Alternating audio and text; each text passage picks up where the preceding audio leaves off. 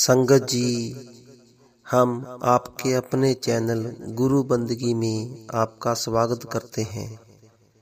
संगत जी, अगर आप साखियाँ या पुराने सत्संग सुनना पसंद करते हो तो हमारे चैनल गुरु बंदगी को सब्सक्राइब करके हमें अपना प्यार दें, ताकि हम जब भी कोई सत्संग अपलोड करें वो आप तक पहुंच सके। आज का सत्संग ईश्वरपुरी जी का फरमाया हुआ सत्संग है, जो पहले 2 भाग में 2 पार्ट में था। अब हम आपके लिए एक पार्ट में यह सत्संग लेकर हाजिर हुए हैं। संगत जी, सत्संग बड़ा ही सुनने योग है। इस सत्संग को सुनने के बाद हमारे कई सवालों के जवाब हमें मिल जाएंगे। आइए इसलिए इस सत्संग को बड़े प्यार से सुनते हैं और इस सत्संग से लाभ उठाते हैं जी।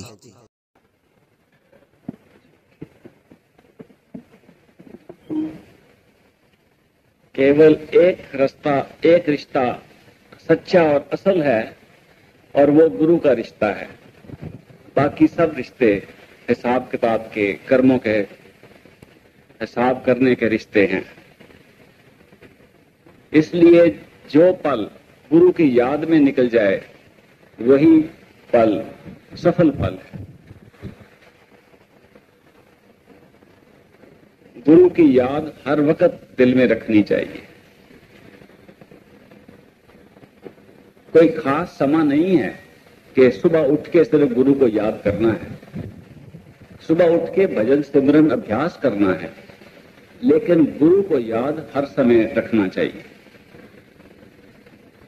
भजन सिमरन और अभ्यास भी तब कामयाब होता है जब गुरु को याद हम दिन रात करें। चलते फिरते, काम करते हुए, खाना बनाते हुए, खाना खाते हुए, बल्कि लोगों के साथ फजूल बातें करने के बजाय गुरु का ध्यान करना चाहिए। बाबा जी महाराज, बाबा जयमल सिंह जी ने बड़े महाराज जी बाबा सावन सिंह जी को एक चिट्ठी में लिखा था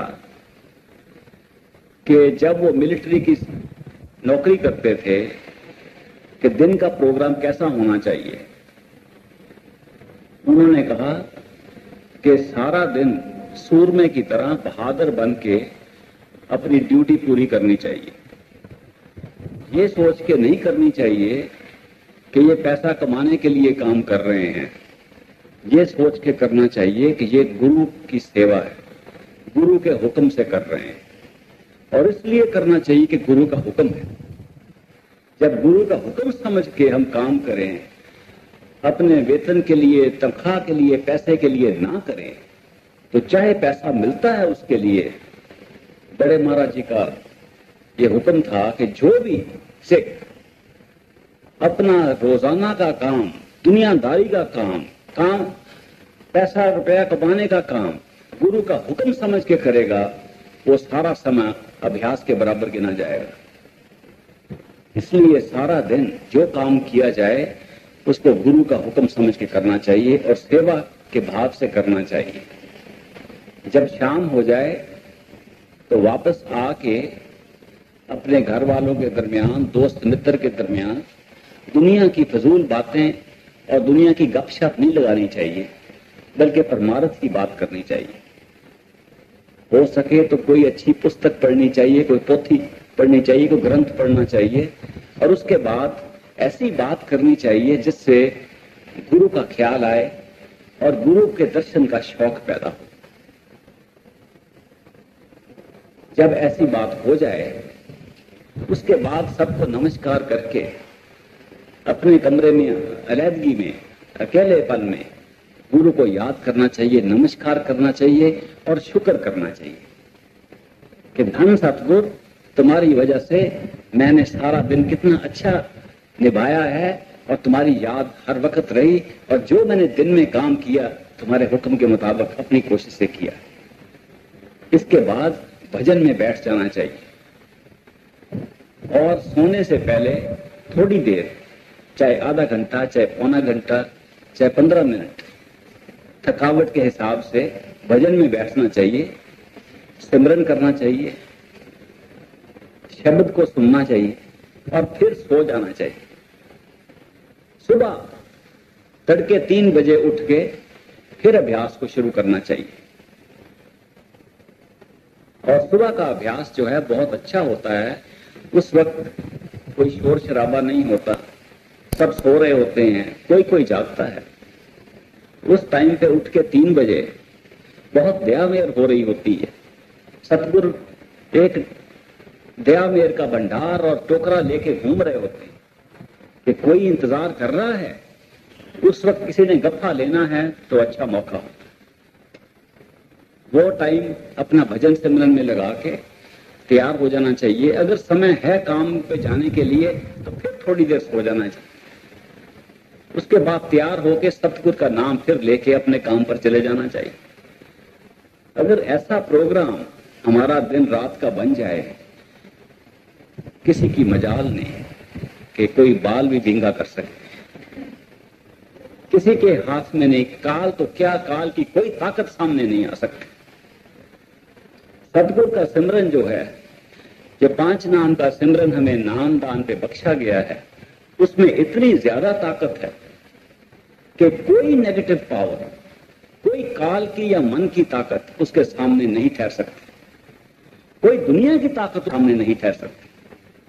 आप आजमा के देख लो। 5 नाम का सिमरन इतनी ताकतवर चीज है, उसको दिन रात इस्तेमाल करना चाहिए, कभी कभी नहीं, दिन रात।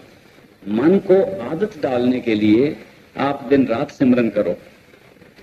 जब ऐसा प्रोग्राम करोगे जैसा बाबा जी ने बड़े महाराज को लिख के भेजा, तो क्या होगा, मन को आदत हो जाएगी और मन खुद ब खुद आदत से सिमरन करना शुरू कर देगा।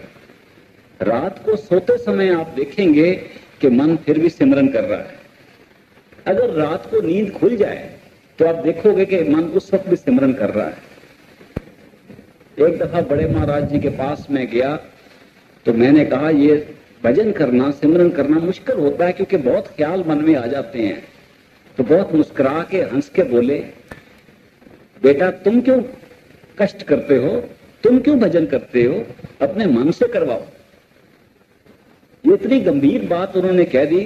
थोड़ी देर तो मुझे समझ नहीं आया, बाद में आहिस्ता आहिस्ता पता चला कि असल सिमरन वही है जो हम आंख बंद करके बैठ के अपने अंदर खुद ना करें, अपने मन से करवाएं और आप आनंद से मुस्कुराते हुए मन को सिमरन करता हुआ सुन सके। आपने कभी देखा है कि मन आपके अंदर हर समय बोल रहा है, कभी चुप नहीं होता।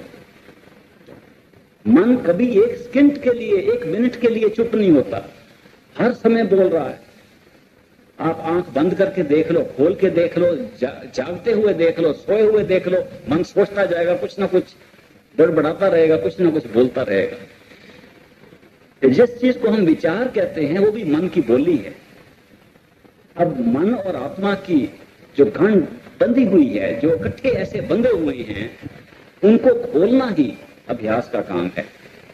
अब जब ये दोनों बन जाते हैं तो हमें ये नहीं पता चलता कि हमारी आत्मा कौन सी है और हमारा मन कौन सा है। जब हम अभ्यास में बैठते हैं तो कई बार ऐसा मालूम होता है कि हमें खुद कष्ट करके सिमरन करना पड़ रहा है, लेकिन हमें सिमरन करने की आवश्यकता नहीं, मन से सिमरन करवाओ। मन हमें इसीलिए दिया गया था। मन और आत्मा में फर्क यह है कि मन बोलता है, आत्मा सुनती है। आत्मा की 2 ताकतें हैं, नृत और सुरत। नृत आत्मा की वो ताकत है जिससे आत्मा देख सकती है, सुरत वो ताकत है जिससे सुन सकती है। सुनने और देखने का काम हमारी आत्मा का है, बोलने का काम मन का है। तभी महात्माओं ने कहा कि अगर आपने परमात्मा को पाना है तो खामोश हो जाओ।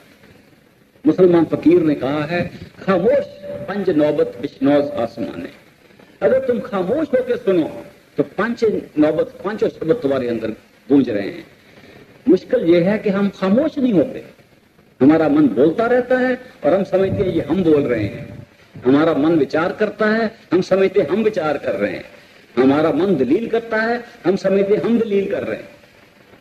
इसलिए जब अभ्यास में सुबह 3 बजे उठ के आप सिमरन शुरू करो तो अपनी जगह, अपने आसन पे बैठ के, जो आंख के पीछे तीसरे तिल पे होना चाहिए, वहां बैठ के खामोशी से मन को सिमरन करता हुआ सुनो।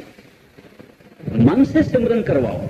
वही मन जो दलील देता है, वही मन जो हमारे सिर के अंदर बोलता है, वही मन जो विचार पैदा करता है, ख्याल पैदा करता है, उसी मन से सिमरन करवाओ। और आप क्या करो, आप बैठ के चुप होके सुनो। सिमरन का पहला कोर्स है अभ्यास में। जब सिमरन का कोर्स पूरा हो जाता है तो आत्मा को आजाद करके सुनने की आजादी मिल जाती है। उस वक्त शब्द सुनाई आता है अंदर, वो शब्द जो मीठे से मीठे, सुरीले से सुरीली आवाज है, जो शुरू में घंटी की आवाज लगती है, वो आवाज तभी सुनाई आती है जब हम सुनने वाले बने। जब हम बोलने वाले बनते हैं तो वो आवाज सुनाई नहीं आती। जितनी देर हम विचार करते रहें, सोचते रहें, बोलते रहें अपने सिर के अंदर, वो आवाज सुनाई नहीं आती।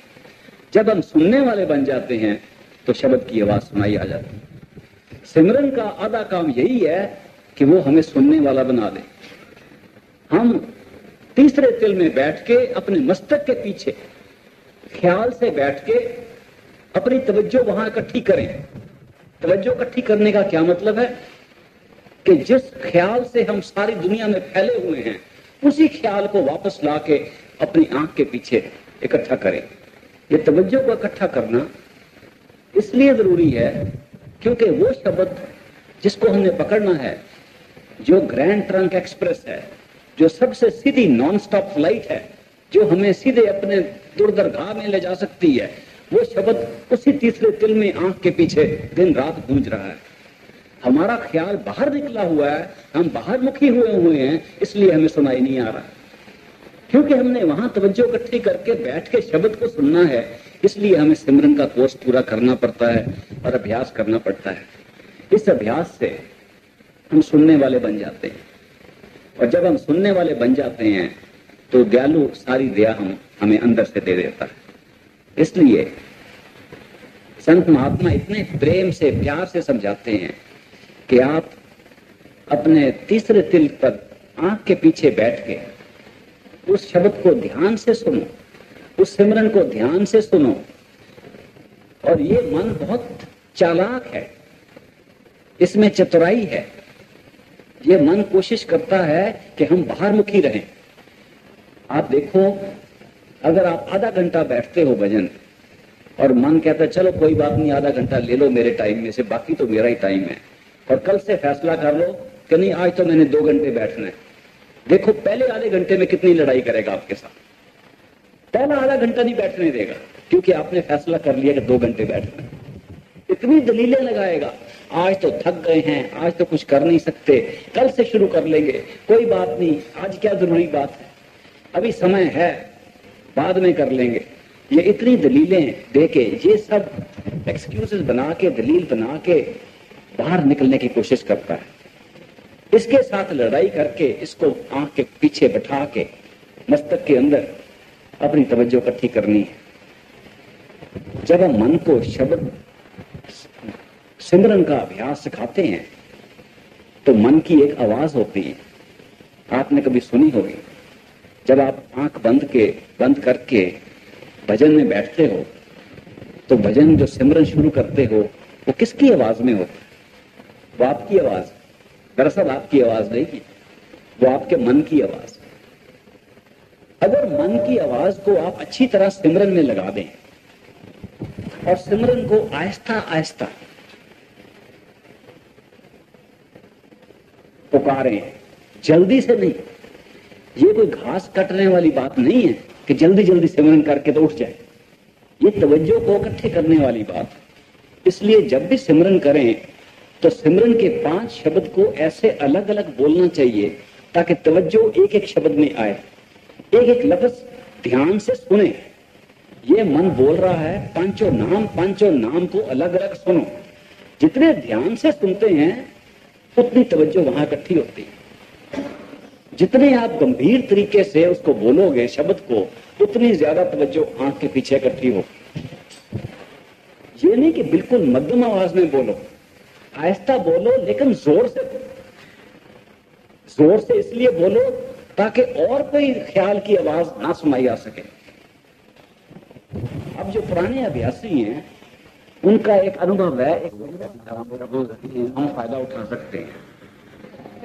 पुराने अभ्यासी कहते हैं कि जब वो सिमरन करते हैं और 5 नाम को जपते हैं, बार बार उसको जपते हैं, तो 5 नाम तो मन आराम से एक रूटीन तरीके से एक आदत से बोल रहा है, लेकिन मन में एक और ताकत बोल रही है जो कहती है अब कब तक बोलना है, कितना टाइम हो गया है, अब कब उठेंगे, हम तेज तो नहीं बोल रहे, जल्दी तो नहीं बोल रहे। वो कौन है?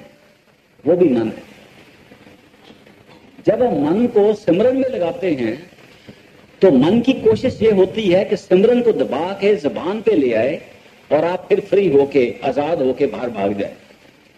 इसलिए हम सिमरन शुरू करते हैं, थोड़ी देर के बाद देखते हैं कि सिमरन तो जुबान पे आ गया है, मन फिर आजाद होके भाग गया है। उस भजन और सिमरन से हमारी तवज्जो यहां इकट्ठी नहीं होती, क्योंकि मन तो भाग गया, मन तो फिर विचार में चला गया और हम समझते रहे कि हम सिमरन कर रहे हैं और सिमरन जुबान पे आ गया, मन पे नहीं आया। सिमरन जुबान से नहीं करना, मन से करना।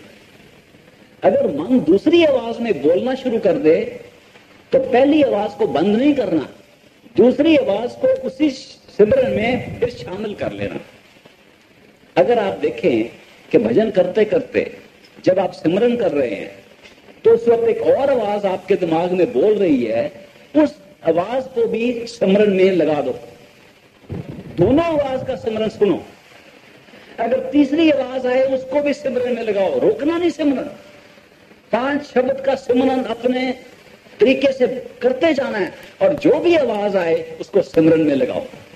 जब मन के साथ ऐसा तरीका आप इस्तेमाल करोगे तो मन अपने ख्याल से फिर किसी की शक्ल सामने ले आएगा।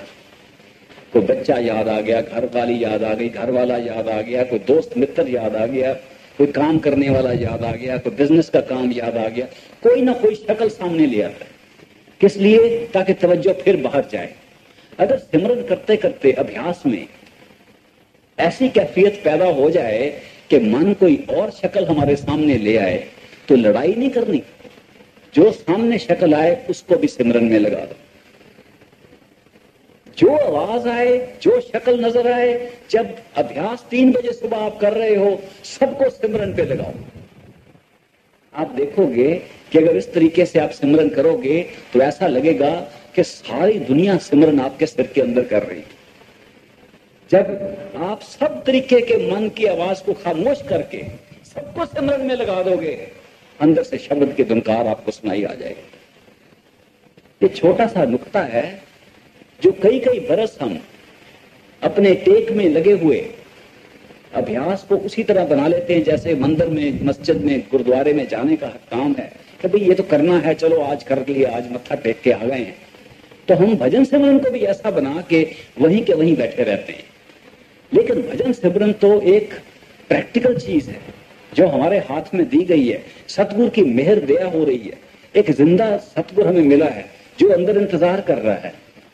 ये सिर्फ टेक की बात नहीं है कि हमने हाजिरी लगानी है, ये तो पर्दा खोल के अंदर जाने वाली बात है। अगर संत मत में हमने पर्दा खोल के अंदर नहीं गए तो क्या फायदा हुआ, बाकियों से हमारा क्या फर्क हुआ। इसलिए अगर एक कामल मुर्शिद पूर्ण संत सतगुरु हमें मिल जाए और नाम का दान दे दे और तरीका बतला दे किस तरह हम अपनी तवज्जो को इकट्ठी करके आंख के पीछे उसको प्रत्यक्ष देख सकते हैं और उसको हमेशा अपने साथ रख सकते हैं, तो उसका फायदा पूरा उठाना चाहिए। मन की लड़ाई में, मन के चालाकी में नहीं आ जाना चाहिए। इसलिए सिमरन का कोर्स जो है बहुत जरूरी है और हर तरीके से मन से सिमरन करवाओ। चाहे मन किसी आवाज में बोले, किसी शक्ल में बोले, सबको सिमरन करवाओ। जब 3 बजे उठो और 5:30 तक करवाते ही जाओ। मन लड़ाई करे, मन उठने की कोशिश करे, नहीं उठने देना। पांव में दर्द हो जाए, टांग में दर्द हो जाए, कहो आज तो तुम्हें पकड़ के हमने बैठाना। कुछ हो जाए, कल की बात कल देखेंगे, आज तो बैठो। अगर इस तरीके से हम मन को काबू करें और उसको सिमरन में लगाएं तो शब्द की आवाज अंदर प्रकट हो जाती है। जब शब्द की आवाज आ जाए तो सिमरन को छोड़ सकते, दोनों करने की जरूरत नहीं है। सिमरन का कोर्स इसीलिए करते हैं ताकि अंदर शब्द को पकड़ सके। शब्द वो ताकत है जिससे सारा संसार पैदा हुआ, जिसको हम अपना आप समझते हैं, जिसको हम आत्मा समझते हैं, जिसको हम समझते हैं हमारी जान है, जिससे हम महसूस करते हैं, हम देख सकते हैं, बोल सकते हैं, दुनिया में जिंदा है, वही ताकत शब्द, उसी को शब्द कहा जाता है। शब्द सिर्फ मामूली आवाज नहीं है, शब्द ज्ञान की जड़ है। शब्द वो ताकत है जिससे सब कुछ हमें नजर आ रहा है। शब्द वो जिससे सब कुछ पैदा हुआ। शब्द वो जिससे सब धरती, सारी कायनात कायम हुई। इसलिए वो शब्द की धुनकार जो अंदर आ रही है, उसको पकड़ने के लिए हम सिमरन का अभ्यास करते हैं। शब्द की आवाज जब ना भी आए, थोड़ी थोड़ी आवाजें शुरू हो जाती हैं। आप सिमरन का कोर्स पूरा करो और मन को डट के बैठा के करो तो आप देखोगे कोई ना कोई आवाज सुनाई आ जाती है। 10 आवाजें ऐसी हैं जिनमें कशिश की ताकत नहीं है, वो खींचती नहीं है, लेकिन प्रैक्टिस के लिए, अपने साधारण तरीके के सुनने की ताकत के लिए, सुनने की आदत के लिए वो काम आ जाती हैं। वो कैसी आवाजें हैं? जैसे कोई रेलगाड़ी पुल पर जा रही है, जैसे कोई बादल आसमान में गूंज रहा है जब बारिश होने वाली है, तूफान आने वाला है, जैसे कोई इंजन चलता चलता बंद हो जाए बड़े कमरे में तो उसकी शां शां की आवाज रह जाती है, जैसे कोई चिड़ियां छोटी छोटी दूर से बोल रही हैं, वो चूं चूं थोड़ी सी करती आवाज, वो दूर से वो आवाज आती है, जैसे कोई बींदा बोल रहा है। ये छोटी छोटी आवाजें जो हैं ये बहुत पहले शुरू हो जाती हैं, हम ध्यान नहीं देते। आप देखोगे जब आप सिमरन कर रहे हो तो कई किस्म की आवाजें खुद ब खुद सुनाई आनी शुरू हो जाती हैं। जब ये आवाजें आए आप इनको सुनो। इन आवाजों को सुनने से मन और आत्मा का जो बंधन है वो टूटता है और आत्मा अलग हो जाती है, क्योंकि आत्मा के पास ही सुनने की ताकत है, सुर्त की ताकत है। और जब आप उसको सुनोगे तो सामने प्रकाश आएगा। आप किसी किस्म की आवाज को सुनना शुरू कर दो, आप देखोगे कभी इधर से लाइट आ गई, कभी कोई रंग नजर आ गया, कभी कोई ऐसा नजारा नजर आता है जैसे कोई चीज चलती हुई एक तरफ से आती है दूसरी तरफ से निकल जाती है, जैसे कोई डिजाइन बन के, कोई पैटर्न बन के, कोई अलग अलग रंग में, लाइट में सामने से आके गुजर जाते हैं। जब ऐसी कैफियत हो जाए भजन सिमरन में तो इसका मतलब है कि तवज्जो खींच के आंख के पीछे तीसरे तिल पे आ रही है। उस वक्त मन कोशिश करता है कि ऐसे नजारे के पीछे भागे, उसको कभी नहीं होने देना चाहिए। आपको कुछ नजर आए, आप तीसरे तिल पर बैठो, आंख के पीछे बैठो, बाहर नहीं निकलना। एक बार एक मेरे मित्र ने कहा, वो सत्संगी था, उसने कई बरस नाम लिया था, भजन भी करता था, लेकिन कहने लगा मुझे कुछ नजर नहीं आता। कई बरस हो गए नाम लिए, मैं भजन भी करता हूं, मांस मछली नहीं खाता, शराब नहीं पीता, सारे असूल पर चल रहा हूं, लेकिन अंदर कुछ नजर नहीं आता, मन नहीं लगता। तो ये क्या बात है? थोड़ी देर बात करने के बाद पता चला कि जब भी कोई चीज उसको नजर आती है वो बाहर भाग जाता है और बाहर बैठ के वो भजन करता है। उसकी बात से मुझे इतना अचंभा लगा, हैरानी हुई कि उसके बाद मैंने कुछ सत्संगियों के पास जाके पूछा कि आप जब भजन में बैठते हो तो कहां बैठते हो?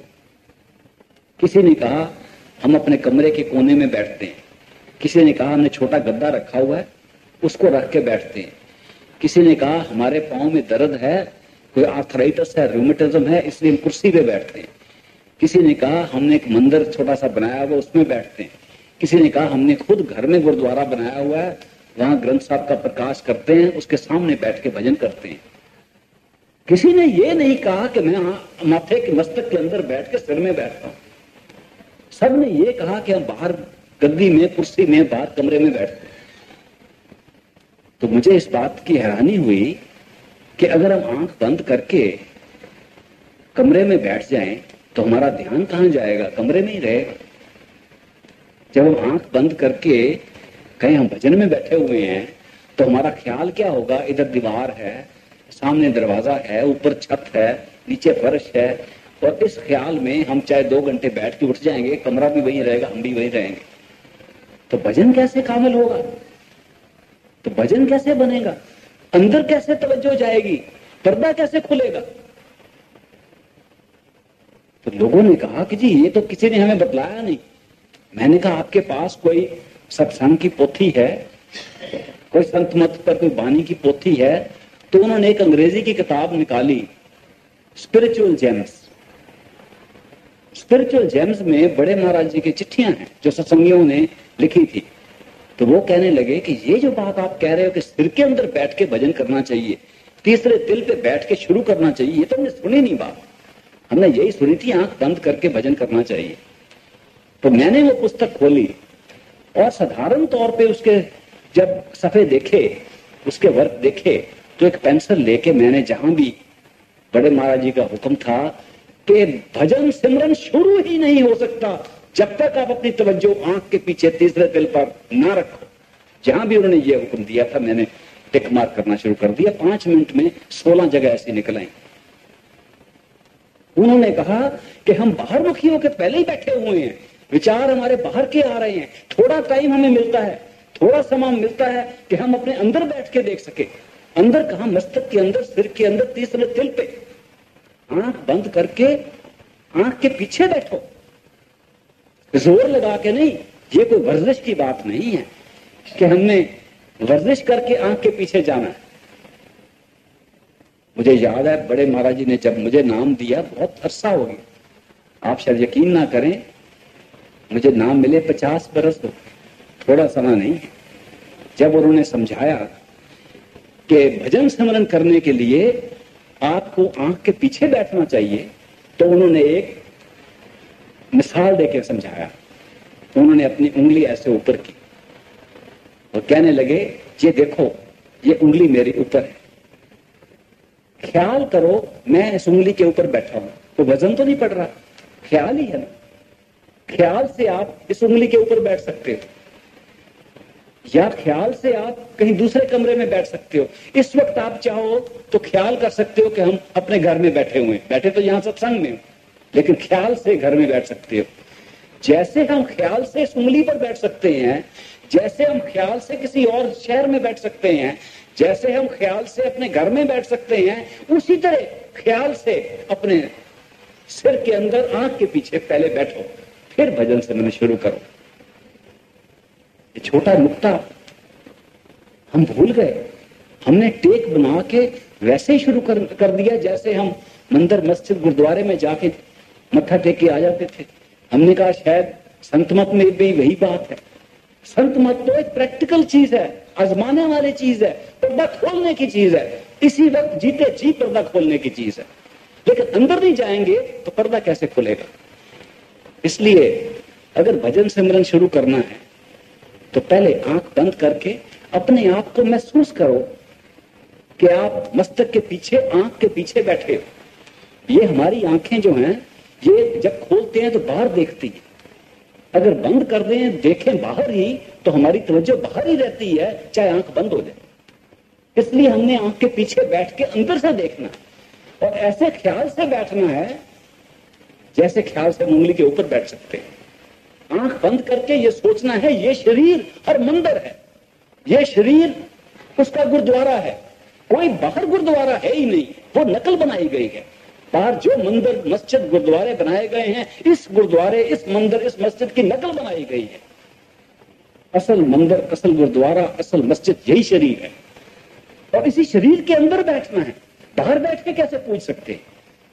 इसलिए जब हम इस शरीर के अंदर बैठते हैं और महसूस करते हैं कि ये शरीर तो एक मकान है, और आंख बंद करके महसूस करें इस मकान के अंदर बैठे हैं। अजीब शक्ल है मकान की, इंसान के शरीर की तरह बने हुए है तो मकान है, और इस तरह बैठे कि मकान हिले नहीं। आप मकान में बैठते हो, अगर हिल जाए तो कहते हैं भूचाल आ गया। अगर शरीर में बैठ के भजन सिमरन करना है और शरीर हिलता रहे तो भूचाल आ रहा है। शरीर को ऐसे बैठाना है जैसे ये पक्का मकान, और अच्छे गार्डर डाल के, अच्छे लोहे से, सीमेंट से पक्का बनाया गया, और फिर आंख के पीछे ऐसा पक्का फर्श बनाओ कि सुरत नीचे ना जा सके। ये भजन शुरू करने से पहले, सिमरन करने से पहले आप अपने शरीर के अंदर बैठो और ख्याल से आंख के पीछे ऐसा पक्का फर्श बनाओ कि उस पर बैठ के आप नीचे ना जा सको, क्योंकि जब भी हम नीचे जाते हैं तब सो जाते हैं। आप देखोगे कि भजन में अगर तवज्जो आंख के नीचे जाए तो हम सो जाते हैं, नींद आती है। आपको पता है हम कितनी बार सो जाते हैं? भजन करते करते सिर नीचे जाता है। क्यों? क्योंकि हमारी तवज्जो नीचे जाती है। अगर आप ये ख्याल से, अंदाजे से, अपनी इमेजिनेशन से पक्का फर्श बना के उसके ऊपर बैठो और देखो कैसा अजीब मंदिर है, इसके ऊपर देखो कैसा गोल सिर बना हुआ है, इसके दोनों तरफ दीवारें ऐसी हैं, उसके बाहर कान लगे हुए हैं, नीचे शरीर, एक नाक है, मुंह है, सारा शरीर नीचे है और हम यहाँ बैठे हुए।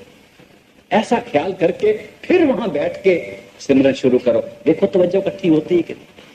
कमरे का तो सवाल ही नहीं है, बाहर की दीवारें कहां चली गई, आप तो अंदर की दीवार के अंदर आ गए। इसलिए ये जो हमें प्रैक्टिकल तरीका बतलाया गया है, ये बहुत ही कम लोगों को पता है। एक कामल मुर्शिद सिर्फ बतला सकता है। जो जिंदा सतगुरु हमें मिल गए उनसे पता चला। अगर हम किताबें ही पढ़ते जाते हमें कभी ये बात पता नहीं चलनी थी। हमारी कितनी खुशकिस्मत है ये हम सबकी कि एक जिंदा सतगुरु मिलने से हमें ये सारी बात पता चल गई कि यही हर मंदिर है, इसी के अंदर जाना है, जो कुछ मिलना है इसी के अंदर मिलना है। और जो हमारा पर्दा है हमारे मन में डाला हुआ है, मन को नहीं सुनना, मन को सिमरन में लगाना है, पर्दा खोल के अंदर जाना है। कितनी बड़ी बात है। अगर हम इस तरीके से, ढंग से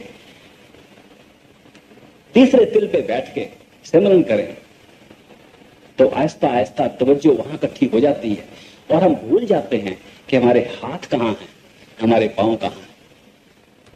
15 मिनट में नहीं, आधे घंटे में, आधे घंटे में नहीं, 2 घंटे में, आज नहीं तो कल, कल नहीं तो परसों, आप देख लो। जब आप इसको एक साइंसदान की तरह तजुर्बा करने के लिए अपनी तवज्जो इकट्ठी कर रहे हो तो रोज कोई ना कोई उसका रिजल्ट निकलेगा, कोई नतीजा निकलेगा। आप रोज के रोज देखोगे कि ये कोई टेक वाली बात नहीं है, ये कोई ब्लाइंड फेथ, कोई अंधा विश्वास नहीं है, ये जिंदा विश्वास। ये रोज के रोज आप नई चीज देख सकते हो। और जब नई चीज देखोगे तो फिर जो मन आज लड़ाई कर रहा है, लड़ाई करके आपको बाहर रख रहा है, उसको लज्जत आ जाएगी, वो आपका दोस्त बन के आपके साथ अंदर जाएगा। ये मन की लड़ाई भी टेम्पररी होती है। तब तक लड़ाई करता है जब कोई अंदर लज्जत नहीं है, जब अंदर कोई मजा नहीं आ रहा। जब बैठते हैं तो मुश्किल लगता है, तब मन बाहर भागता है। जब अंदर लज्जत आ जाए, अंदर रस आना शुरू हो जाए, अंदर के नजारे पसंद आने शुरू हो जाए, अंदर की चमकीली रोशनियां और रंग अच्छी लगनी शुरू हो जाए, तो मन खुद ब खुद आपके साथ चलना शुरू कर देगा और तवज्जो हाथ से, पांव से निकल के इकट्ठी होके आंख के पीछे इकट्ठी हो जाएगी। वहां आप क्या देखेंगे? एक ऐसा टाइम आएगा जब आपको यह नहीं पता लगेगा कि आपके हाथ कहाँ हैं, सामने रखे हुए हैं कि घुटनों पर रखे हुए हैं, यहां रखे हुए हैं, कहाँ हैं। कई बार तो खोल के देखना पड़ता है कि हाथ कहाँ गए। हाथ वही हैं, तवज्जो खींची गई। पांव कहाँ है? जब हाथ और पांव से तवज्जो निकलती है तो थोड़ी देर के बाद ऐसा महसूस होता है कि हम हवा में हैं, बिल्कुल हल्के हो गए, जैसे हमारा शरीर नहीं है, उड़ रहा है। शरीर तो वही है, लेकिन तवज्जो जब यहां से ऊपर को जाती है तो ऐसा महसूस होता है कि हम हवा में हैं। जब आप और तवज्जो यहां लगाएंगे तो अपने शरीर को भूल जाएंगे और एक सूक्ष्म शरीर को लेके आप चल फिर सकते हैं और आप अपने शरीर को भजन में बैठा हुआ देख सकते हैं। ये कोर्स, पहले कोर्स की निशानी है। इतनी तवज्जो इकट्ठी करने से आप देखेंगे कि ये शरीर आप अपना आप नहीं था, ये तो एक मकान था, ये कपड़ा था, हमने पहना हुआ था, हम छोड़ के निकल गए, फिर पहन सकते। इतनी तसल्ली होने के बाद फिर हम अपना सफर शुरू कर सकते हैं। जब तक हम यहां बैठे हुए हैं हम फंसे हुए हैं, पिंजरे में फंसे हुए हैं। जब यहां से निकल के अपने आप को आजाद कर लें, फिर हम अपना जो स्पिरिचुअल जर्नी है उसको शुरू कर सकते हैं। संत मत का सफर वहां से शुरू होता है। उस शरीर में भी फिर उसी तरह अभ्यास करके अपनी तवज्जो को इकट्ठी करके उसको भी छोड़ सकते हैं और मन का शरीर रह जाता है, उसको भी छोड़ सकते हैं। जब आत्मा पार ब्रह्म में जाके नंगी हो जाए और आत्मा पर कोई बाहर का गिलाफ ना रहे, तब आत्मा कह सकती है मैं आत्मा हूं, वो मन नहीं था, मन अलग था, सोचने वाली ताकत अलग थी, ये तो सुनने वाली ताकत और देखने वाली ताकत अलग है। सुनने वाली ताकत और देखने वाली ताकत, सुर और नृत्य जो आत्मा में है वो अलग होके फिर वो गुण गा सकती है। और बड़े महाराज जी कहते थे कि कामल मुर्शिद का जो संत मत है, जो मत है, कामल मुर्शिद का जो मत है वो वहां से शुरू होता है। लोग कहते थे जी पार ब्रह्म कब पहुंचेंगे, यहां तो ब्रह्म त्रिकटी तक हम नहीं पहुंच सकते। तो वो कहते थे भाई वहां आ जाओ, हमारा मत तो वहां से शुरू होता है। क्यों? क्योंकि हमारे जो कर्म है हमें यहां लेके बैठे हुए हैं। हम अपने आप को अमीर समझते हैं, गरीब समझते हैं, यहाँ की करेंसी के मुताबिक समझते हैं। यहां मैं आया तो मैंने कुछ दिरहम ले लिए, अमेरिका में गया डॉलर ले लिए, हिंदुस्तान में गया रुपए ले लिए। जितने रुपए मेरे पास ज्यादा है उतना मैं अमीर, जितने डॉलर ज्यादा है उतना अमीर हूं, जितने दिरहम ज्यादा है उतना अमीर हूं। क्यों? क्योंकि ये सिक्का जो है ये यहाँ चलता है। जितना सिक्का यहाँ मेरे पास होगा उतना मैं अमीर हूं, जितना मैं अमीर हूं उतना सामान खरीद सकता हूं, जितना खरीद सकता हूं उतना इकट्ठा कर सकता हूं, उतना दूसरों को बतला सकता हूं मैं आपसे ज्यादा आगे हूं। लेकिन ये सारा सिक्का यहीं का यहीं इस शरीर के साथ रह जाता है। जब ये शरीर मरता है और हम देखते हैं लोग मर के गुजर के जा रहे हैं, कोई नहीं अपने साथ पैसा लेके गया। कोई अमीर गरीब यहाँ का अपनी अमीरी गरीबी को ऊपर ले जाके नहीं ले जा सका। सूक्ष्म शरीर में जाके ये डॉलर ये सिक्का काम नहीं आता। वो सिक्का काम आता है, वहां भी अमीर गरीब है। आप देखोगे शरीर को छोड़ के आप ऊपरली मंजिल में चले जाओ, वहां भी अमीर गरीब है, लेकिन ये सिक्का वहां नहीं चलता। कौन सा सिक्का चलता है? सूक्ष्म शरीर में कर्म का सिक्का चलता है। आप नेक कर्म करो आप अमीर हो वहां, बुरे कर्म करो आप गरीब हो। कर्मों का सिक्का वहां तक चलता है। अच्छे कर्म करने से अच्छे कर्म आपके साथ जाते हैं, आप वहां भी अमीर। अगर आप सूक्ष्म शरीर को छोड़ के अपने कारण शरीर में, मन के शरीर में चले जाओ तो कर्म भी पीछे रह गए, उनका कोई काम नहीं। आपकी इंटेंशन जो है, किस गरज से आप काम करते हो, वो वहां का सिक्का। लोग अच्छे नेक इरादे से चलते हैं, उनका सिक्का वहां चलता है। जिनके इरादे खराब हैं, चाहे कर्म कोई हो, वो गरीब के गरीब है वहां भी। लेकिन जब आत्मा मन के देश को, ब्रह्मांड को छोड़ के सचखंड की तरफ चलती है, तो वो सिक्का भी वहीं रह जाता है। ना इरादे काम आते हैं, ना कर्म काम आते हैं, ना यहाँ की माया काम आती है। फिर क्या काम आता है? पार ब्रह्म और उसके ऊपर सिर्फ एक ही सिक्का चलता है, उसका नाम है प्यार और भक्ति। अगर आपके दिल में प्यार और भक्ति है तो आप वहां भी अमीर हो, चाहे आपने वो धन यही इकट्ठा किया हो। इसलिए प्यार और भक्ति का सिक्का सचखंड तक चलता है। अगर आपने सचमुच कोई जायदाद इकट्ठी करनी है इस दुनिया में, इस संसार में, तो प्यार और भक्ति की जायदाद इकट्ठी करो। जैसे पलटू साहब कह गए, साहेब के दरबार में केवल भक्त प्यार, वहां और कुछ चलता ही नहीं। कोई जात पात नहीं चलती, कोई दुनिया का पैसा नहीं चलता, माया नहीं चलती, कर्म नहीं चलते, कर्म कांड नहीं चलते, नेक इरादे नहीं चलते, प्यार और भक्ति ऊपर तक चलती है। इसीलिए जो सिमरन का कोर्स, जो भजन का कोर्स, जिसका जिक्र मैं इतनी देर से कर रहा हूं, संत महात्मा कहते हैं अगर आपने भजन को कामयाब करना है तो अपने अहंकार से, हौमे से आंख के पीछे बैठ के मत सिमरन करो।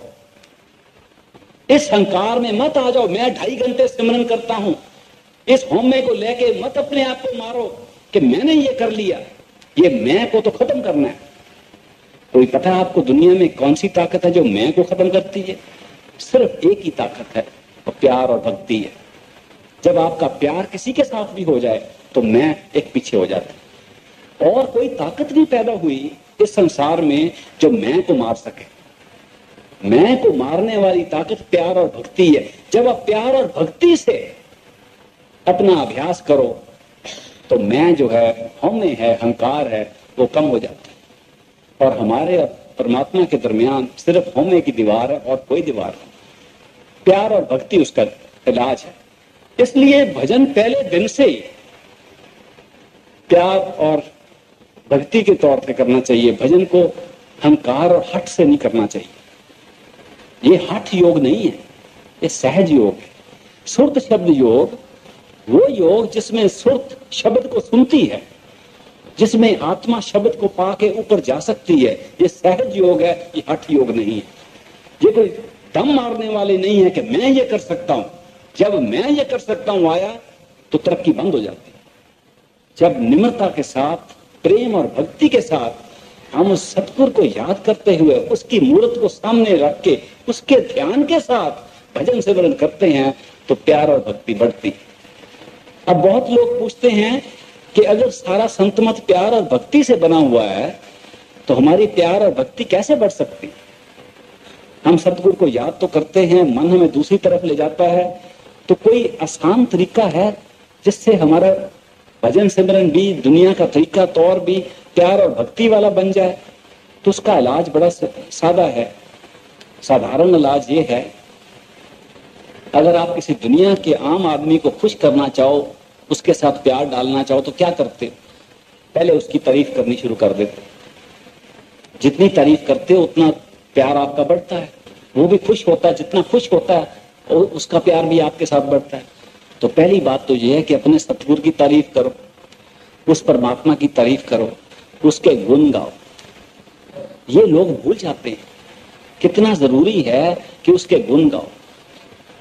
गुरबानी में आया है, आप तो सुनते होंगे, गुण गोविंद गायो नहीं जन्म अकारत की। अगर उसके गुण नहीं हमने गाए गोविंद के तो सारा जन्म जाया कर दिया। उसके गुण गाने का मतलब यह है कि उसके गुण गाने से अपने दिल में उसकी भक्ति पैदा करनी। अपने सतगुरु के गुण जोर से गाओ, कोई शर्म की बात नहीं।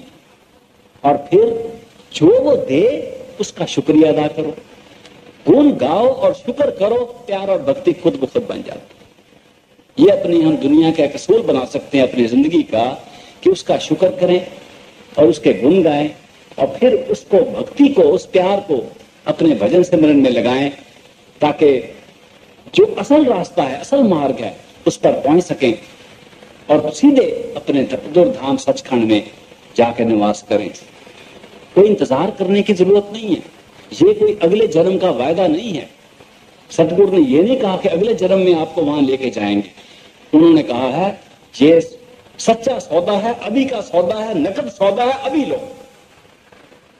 आप आओ, आपकी टिकट तैयार है, एयरपोर्ट पे आओ, हवाई जहाज में मैं साथ चलूंगा। हम क्या करते हैं, हम एयरपोर्ट पे नहीं जाते।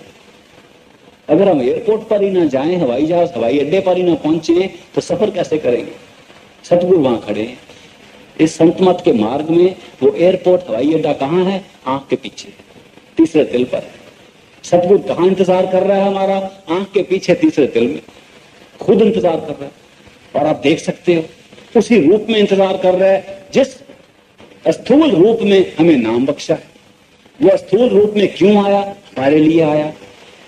हम अंदर जाते नहीं, पर्दा खोलते नहीं। परमात्मा को भी बाहर सतगुरु के रूप में हमें बचाने के लिए आना पड़ता है। उसका रूप देख के, पहचान के लिए हमें अंदर जाना चाहिए। वो हमारे साथ सचखंड तक साथ रहता है। और कोई ऐसा मत नजर नहीं मुझे आया जिसमें कि एक गुरु, एक गाइड, एक टीचर, एक उस्ताद कहे कि अच्छा भाई मैं तुम्हारे साथ पढ़ाई करूंगा, तुम्हारे साथ इम्तिहान दूंगा, तुम्हारे साथ जाऊंगा आखिर तक। सब ये कहते हैं ये रास्ता है, जाओ भाई हमने तुम्हें रास्ता दिखा दी। एक यही संत मत है और पूर्ण सतगुरु के नाम दिया हुआ एक मत है जिसमें गुरु कहता है मैं अकेला नहीं छोड़ूंगा, तुम्हें आखिर तक साथ लेके जाऊंगा और तुम्हारा साथ मेरा पक्का हमेशा के लिए हो गया। हम उसका फायदा ना उठाएं, उन्हें मिले ही ना, वहां बाहर ही बैठे रहे, वो अंदर इंतजार करता रहे। सचखंड से आए हैं, दया करो। इतनी संगत इतने रो रही है, कलयुग का जमाना है, इनसे भजन सिमरन हो नहीं रहा, क्यों नहीं आप भंडार अपना बांट देते, दे देते? तो आपने फरमाया कि मैं तो टोकरा लेके एक दिन निकला था कि अगर कोई इंतजार कर रहा है तो मैं दे दूं। 3 बजे लेके मैं सबके पास गया, घर घर में गया, सब सो रहे थे, मैं वापस टोकरा लेके आ गया। अगर हम उनको मिलने के लिए भी तैयार नहीं है, उठने के लिए तैयार नहीं है, हमारी नींद ज्यादा प्यारी है, तो फिर हम क्या नियामत पाएंगे, क्या फायदा उठाएंगे उस इतनी बड़ी नियामत का जो हमें सतगुरु से मिली है। इसलिए इस चीज का पूरा फायदा उठाना चाहिए, बहस मुबासे में नहीं पड़ना चाहिए। हम ज्यादा पढ़ लिख के कई दफा फंस जाते हैं। एक पढ़ा लिखा आदमी एक कुएं में गिर गया, तो पानी में फंस गया, तो थोड़ी देर रोया पीटा, फिर उसने सोचा मैं कैसे फंस गया हूं, कैसे निकल सकता हूं। उतनी देर में एक आदमी आया, उसने देखा कि ये एक आदमी कुएं में नीचे गिरा हुआ है, तो एक रस्सी लेके आया और रस्सी नीचे डाल दी और कहा भाई तुम नीचे गिरे हुए हो, ये रस्सी को पकड़ लो, या तो रस्सी को पकड़ के खुद बाहर निकला, नहीं तो मैं खींच के बाहर निकाल देता हूं। तो पढ़ा लिखा आदमी अंदर कहता है कि मैं रस्सी को क्यों पकड़ूं, पहले मुझे समझाओ कि मैं कैसे यहां गिरा, फिर मेरी तसल्ली करो कि अगर मैं रस्सी को पकड़ूंगा तो बाहर निकल आऊंगा, फिर मेरी ये तसल्ली करो कि अगर बाहर निकलूंगा तो फिर दोबारा ना गिर जाऊं। तो बाहर जो आदमी था उसने कहा देखो भाई, मैं तुम्हें बचाने के लिए आया हूं, तुम रस्सी को पकड़ के बाहर तो आओ, बाहर चलते चलते तुम्हारे सारे प्रश्न के उत्तर मैं दे दूंगा, सारी बात बाहर कर लेंगे। उसने कहा नहीं, पहले मेरी तसल्ली करो, पहले मेरे सारे प्रश्न का जवाब दो, तब मैं रस्सी पकड़ूंगा। उसने रस्सी फेंक दी, कहता जाओ बेटे तुम कुएं में ही रहो। हम पढ़ लिख के अपने प्रश्न करते, बहस करते करते वही बैठे रहे, बजाय इसके कि हमें मौका मिला है कि हम जाके अंदर पर्दा खोल के अंदर जाके देखें क्या है। बहस कर रहे हैं, क्या पता अंदर है कि नहीं है, कब आएगा, इन संशयों में, विचारों में, शक में बैठे हुए बहस कर रहे हैं, दूसरों को भी बहस में लगा रहे हैं, अपने आप को भी बहस में रख रहे हैं, अंदर नहीं जा रहे, पर्दा नहीं खोल रहे। ये संत मत तो प्रैक्टिकल आजमाने वाली चीज है, अभी आजमा के देखो, ये बातों वाली चीज नहीं है, ये खुद आजमा के खुद देखने वाली चीज है। अंदर जाए तो पता लगे। आजकल देखो कितना मुश्किल हो गया, संतों के दर्शन नहीं होते। हम कोशिश करते हैं दृष्टि कहां उनकी मिल जाए, एक एक दृष्टि से कितने कर्म करते हैं। एक कहानी याद आ गई, आप भी सुन के शायद खुश हो।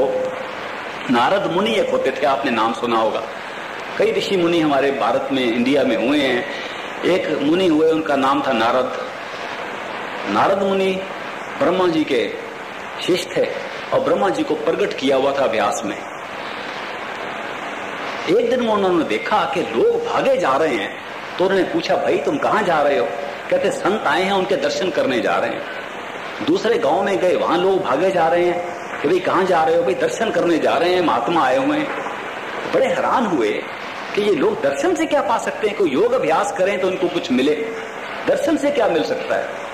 तो अपने अंदर नारद मुनि ने ब्रह्मा जी को प्रकट किया और यह प्रश्न किया कि ब्रह्मा जी ये लोग भागते हैं कि संतों के दर्शन करने हैं, दर्शन का क्या फायदा?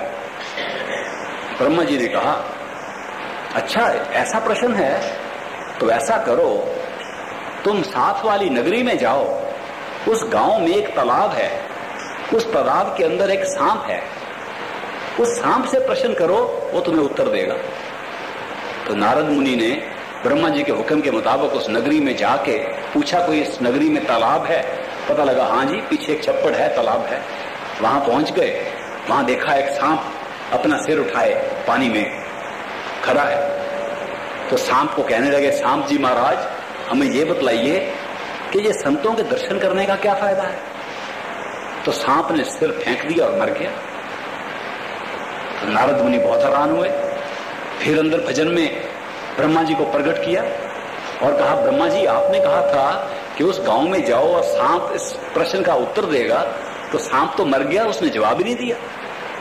तो ब्रह्मा जी ने कहा अच्छा ऐसा हो गया, कोई बात नहीं, अब तुम दूर वाले उस गांव में जाओ, उस गांव के अंदर एक सुनियारा रहता है, उसके पिछले आंगन में एक पिंजरा है, उसमें एक तोता है, उस तोते को पूछो, वो तुम्हें उत्तर देगा। नारद मुनि वहां पहुंच गए, वहां जाके पूछा गांव में यहाँ कोई सुनियारा रहता है? उन्होंने कहा हाँ जी वो सामने उसका मकान है। वहां पहुंच के पूछा तुम्हारे घर में कोई तोता है? तो सुनियारे ने पहचान लिया, मुनि जी आप यहाँ आए, तोते के बहुत ऊंचे भाग हैं जो आप उसको पूछने के लिए आए। हाँ मेरे पिंजरे में तोता है। कहा लाओ तोते से मैंने बात करनी है। तोता सामने आ गया तो पिंजरे में उनसे बात की। तोता जी महाराज ये बतलाइए कि संतों के दर्शन करने का क्या फायदा है? इस बात को सुन के तोता ने सिर फेंक दिया और मर गया। नारद मुनि बहुत हैरान, फिर ब्रह्मा जी को प्रकट किया कि ब्रह्मा जी ये किस पहेली में मुझे डाल रहे हो? वो तोता भी मर गया, वो तो प्रश्न का जवाब ही नहीं मिला। तो ब्रह्मा जी ने कहा अच्छा ऐसा हुआ, कोई बात नहीं, अब तुम दूसरे शहर में जाओ, वहां एक राजा है, राजे के महल में जाओ, उसकी जो बड़ी बेगम है उसके घर बच्चा पैदा हुआ है, उस बालक से जाके पूछो तो वो तुम्हें उत्तर देगा। तो नारद मुनि ने कहा तोता सांप तो ठीक था, बालक के साथ ऐसा ना हो जाए। दिल धड़क रहा था, लेकिन वहां ब्रह्मा जी के हुक्म के मुताबिक पहुंच गए और वहां जाके राजा को इतला दी। राजा बहुत खुश हुआ, नारद मुनि खुद आए हैं। महल से बाहर निकल के कहा, नारद मुनि जी आप खुद दर्शन के लिए आए, तो कृपा बड़ी आपने की, मुझे कहते मैं आ जाता। नारद मुनि बड़े गंभीर कहने लगे, आपके घर कोई बच्चा पैदा हुआ है आपकी बेगम के? उनका हाँ जी, अभी रानी ने जन्म दिया एक बच्चे को। नारद मुनि ने कहा मैंने उससे प्रश्न करना है, मुझे अकेले में बात करने देना। राजा ने कहा जी उसके बालक के बहुत ऊंचे भाग हैं। तो नारद मुनि उसको मिलने के लिए आए हैं, बालक को अलग दिखा दिया और नारद मुनि ने बालक को कहा अलग में, हे बालक महाराज मुझे ये बतलाओ संतों के दर्शन करने का क्या फायदा है? और वो छोटा बालक बोल पड़ा, उसने कहा नारद मुनि मैं वही तोता हूं जो तुमने सुनहरे के घर में देखा, और मैं वही सांप हूं जो तुमने तालाब में देखा। तुम संत नहीं हो, तुम महात्मा नहीं हो, तुम एक ऋषि मुनि हो, एक योगी हो, लेकिन तुम्हारे दर्शन से, एक दफा के दर्शन से मेरी सांप की जूनी कट के एकदम परिंदे की जूनी में आ गई। दूसरी दफा मैंने तुम्हारा दर्शन किया, सीधा बाकी कर्म कट के मैं सीधा मनुष्य जन्म में आ गया हूँ। ये तुम्हारे एक ऋषि मुनि के दर्शन से मुझे फायदा हुआ है, संतों के दर्शन से 1000 गुना फायदा ज्यादा होता है। हमें पता ही नहीं है कि जब संत महात्मा के दर्शन हम करते हैं कितने कर्म हमारे कटे जाते हैं, उनकी संगत में कितने हमारे पिछले कर्म, दूसरे अगले कर्म कटे जाते हैं और हमारे लिए सब कुछ साधारण हो जाता है। भजन सिमरन जो नहीं बनता वो बनना शुरू कर देता है। दर्शन का बहुत फायदा है। इसी तरह दृष्टि का उससे भी ज्यादा फायदा है। जब एक संत सतगुरु हम पर दृष्टि डाल दे, दर्शन तब है जब हम संत के दर्शन करें, हम संत महात्मा को देखें। दृष्टि तब है जब संत महात्मा अपनी तवज्जो दे के हमें देख लें। अगर ऐसा कभी मौका मिल जाए तो उस दृष्टि का इतना फायदा है, इतने बड़े बड़े कर्म कट जाते हैं कि उसका कोई हिसाब ही नहीं।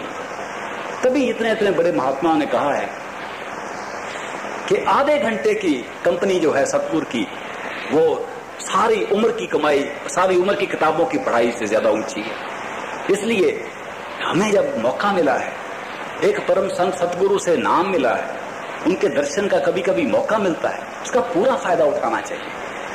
ये दर्शन करें, उनकी दृष्टि लें, अपने कर्म हमारे कटें, भजन सही तरीके से करें, ये समझ के कि हमें ये मौका मिला है, पर्दा खोलना है, अंदर जाना है, दुनिया को ठीक कर दें, अपनी जिंदगी को उसके हवाले करें और शरण में रहें। इससे ज्यादा ऊंचे भाग क्या हो सकते। एक महात्मा ने कहा है कि अगर शरण पे आ जाओ तो तुम्हारे सारे काम पूरे हो जाएंगे। आप सेवा में और शरण में आ जाओ। सेवा आपको पता है 3 किस्म की है, तन मन और धन की सेवा। आपने सुना होगा एक राजा जनक होता था। राजा जनक को बहुत शौक था कि मुझे कोई असल ज्ञान मिले, कोई असल गुरु मिलके मुझे ज्ञान दे। तो उसने अपने वजीरों को कहा, अपने सेक्रेटरीज और वजीरों को कहा कि मुझे असल ज्ञान चाहिए, मुझे पता लगे हम क्यों यहाँ मनुष्य जन्म में आए हैं, क्यों इस सृष्टि में आए हुए हैं, क्या हमारा मकसद है। तो ऋषि उन्हीं इतने हमारे मुल्क में हैं, किसी से हमें जवाब लेकर दो। तो उसके वजीरों ने कहा, बादशाह जनक, हमारे मुल्क में, हिंदुस्तान में तो बहुत लोग गुण ज्ञान वाले हैं, तुम एक हवन करो और सब साधुओं को बुला लो और वो तुम्हें तुम्हारा जवाब दे देंगे, तुम्हारा उत्तर मिल जाएगा। तो राजा जनक ने एक बहुत बड़ा हवन किया, बहुत साधु ऋषि मुनि सब इकट्ठे हो गए। तो राजा जनक ने भेष बदलकर उनके दरमियान में घूमना शुरू कर दिया, ये सोच के कि कोई ना कोई मुझे ज्ञान की बात कान में पड़ेगी तो पता चल जाएगा कि हम दुनिया में क्यों आए हैं, क्या मकसद है, हम इस नगरी में से निकल सकते हैं, नहीं निकल सकते, असल बात क्या है। लेकिन जब वो भेष बदल के एक मामूली आदमी बन के घूमना शुरू किया, देखा कि वो साधु और योगी क्या बात कर रहे हैं, तो उसको बहुत दुख हुआ। उसने देखा कि वो साधु ज्ञान की बात तो क्या कर रहे हैं, वो सिर्फ वेद शास्त्र की बात कर रहे हैं और अपने घमंड में बैठे एक दूसरे को कह रहे हैं मैं तुम्हारे से ज्यादा जानता हूं, मैंने तुम्हारे से ज्यादा ग्रंथ पोथी पढ़ी है, तुमने कम पढ़ी। वो अपने घमंड में, अपने अहंकार में, होमे में इतने फंसे हुए हैं, कई तो आपस में सचमुच लड़ाई कर रहे हैं और मुक्केबाजी पर आ गए हैं। उसने कहा इनसे क्या ज्ञान मुझे मिलेगा, ये तो पढ़े लिखे हैं लेकिन गुड़े हुए नहीं हैं, ये तो पोथियों के फकीर हैं, ये तो लफ्जों के कीड़े हैं, इनके पास ज्ञान कहां है, ये तो ग्रंथ पोथियां याद करके बैठे हुए हैं लेकिन इनका पर्दा नहीं खुला, इनको कुछ पता नहीं। उदास होके अपने महल में वापस आ गया और वजीरों को कहा कि ये तो मुझे ज्ञान नहीं दे सकते। तो वजीरों ने कहा हे बादशाह, तुमने अगर सच्चा ज्ञान लेना है तो एक दिन के हवन से क्या बनेगा, तुम बड़ा 7 दिन का हवन करो, अच्छे पूरी वगैरह हलवे अच्छे बनाओ, खाना अच्छा दो, ये मक्खी की तरह सारे और आ जाएंगे और सारे हिंदुस्तान से बुलाओ। तो राजा जनक ने 7 दिन का हवन किया और सबको बुला लिया और दूर दूर तक ढंढोरा पिटा दिया कि ऐसा हवन हो रहा है, सारे महात्मा, सारे योगी, सारे पहुंचे। तो बहुत से वहां खेमे लगा दिए, तंबू लगा दिए, लोग इकट्ठे हो गए, साधु महात्मा, और राजा ने फिर भेष बदल के एक मामूली इंसान बन के उनके दरमियान में घूमना शुरू कर दिया और 7 दिन और रात घूमता रहा कि कोई ज्ञान की बात उसके कान में पड़े। तो जो जो उसने सुना उसको पता लगा कि सब होमे की बात है, ज्ञान की बात कोई नहीं। सब पढ़े लिखे हैं, अपनी बातें करते हैं, जोर जोर के अल्फाज उनको आते हैं, शब्द आते हैं, लेकिन ज्ञान किसी के पास नहीं। दुखी होके अपने महल में आ गया और कहने लगा मुझे नहीं पता था कि ये सब खाली कोरे बैठे हुए हैं लेकिन सिर्फ लफ्ज याद करके अपनी ताकत दूसरों को दिखा रहे हैं। ये पढ़े लिखे लोग हैं लेकिन इनके पास ज्ञान नहीं। तो तब उसके वजीरों ने कहा राजा, अगर तुम ऐसा ज्ञान ढूंढ रहे हो, असल ज्ञान ढूंढ रहे हो, तो वो हवन में से नहीं मिलेगा, और उस ज्ञान के लिए जो असल कामल मुर्शिद है, जो पूर्ण संत सतगुरु, पूरा गुरु है, वो तुम्हारे हवन पे नहीं आएगा। राजा ने कहा है सही कोई ऐसा गुरु? उन्होंने कहा जरूर, वो देखो दरिया के किनारे पे एक पूर्ण संत सतगुरु बैठा हुआ है जिसका नाम है अष्टावक्र। उसको अष्टावक्र क्यों कहते थे? क्योंकि उसके पीठ में कुंभ था और 8 चक्कर बनते थे ऐसे, इसलिए उसको अष्टावक्र बोलते थे। उसका शरीर थोड़ा खराब था लेकिन आंख में बहुत चमक थी, मस्तक पे उसके चमक थी। तो राजा को उन्होंने कहा उसके पास जाओ और उसके शरीर को मत देखो, उसकी आंख में देखो, उसके मस्तक को देखो और उससे ज्ञान लो। राजा फौरन चला गया और अष्टावक्र के कुटिया में पहुंच के उसने कहा महाराज, मैं राजे के तौर पे नहीं आया, मैं भिखारी के तौर पे आया हूं, तो मुझे असल ज्ञान दो। तो अष्टावक्र ने कहा राजा, तुम बड़ी निम्रता से आए हो, कल तुम्हारे महल में आके हम जरूर असल ज्ञान देंगे। अगले दिन राजे ने सारे अपने पड़ोसी राजे, महाराजे, रानियां, दूसरे सबको इकट्ठा कर लिया, हॉल भर दिया और अष्टावक्र के इंतजार में बैठ गए और स्टेज पर 2 कुर्सियां रख दी, एक अपने लिए, एक अष्टावक्र के लिए। अष्टावक्र अपने 4-5 साथियों के साथ आया, उन्होंने अपने जोड़े उतारे दरवाजे पर और सीधे स्टेज पर पहुंच गए।